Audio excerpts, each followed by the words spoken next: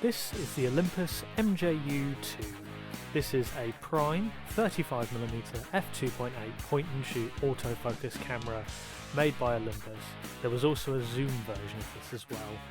This camera I picked up for a grand total of £3, and at time of recording, market value is typically between £100 to £180, depending on condition and all that jazz.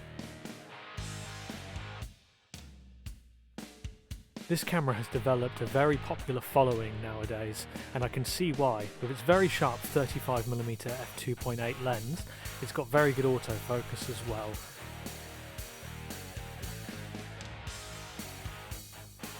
One thing I love about this camera is its size. I very much like the fact that I can just stick it in a pocket and pretty much take it anywhere without really taking up any real bag space.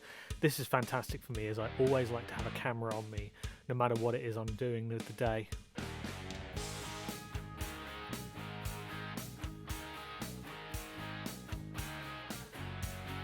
Features built into this camera include DX coding reading that will read your ISO instead of you having to input it, flash and also a red eye reduction mode, and autofocus.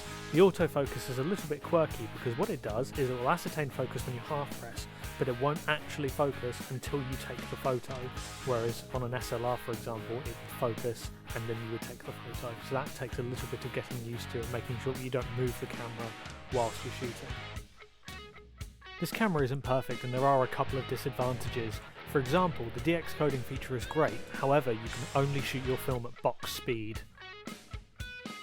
The viewfinder is also incredibly tiny and the angles required to seal the information is very precise, so if you move your eye ever so slightly you can miss your focus and your exposure readings.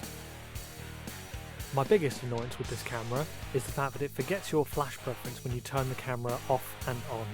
I like to set my flash to always off and then I can turn it on if I want to, whereas the camera automatically sets the flash for on when required, so sometimes you'll be taking a shot and then it will fire the flash. There is a warning in the viewfinder, but it's quite easy to miss because of the size of it.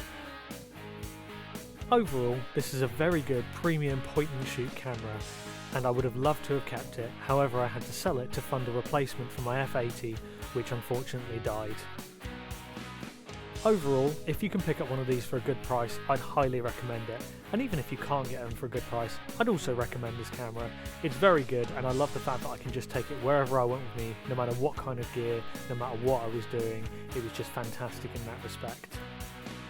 If you enjoy film photography, why not check out other videos on my channel, or head on over to my Instagram, which is full of 35 and medium format images.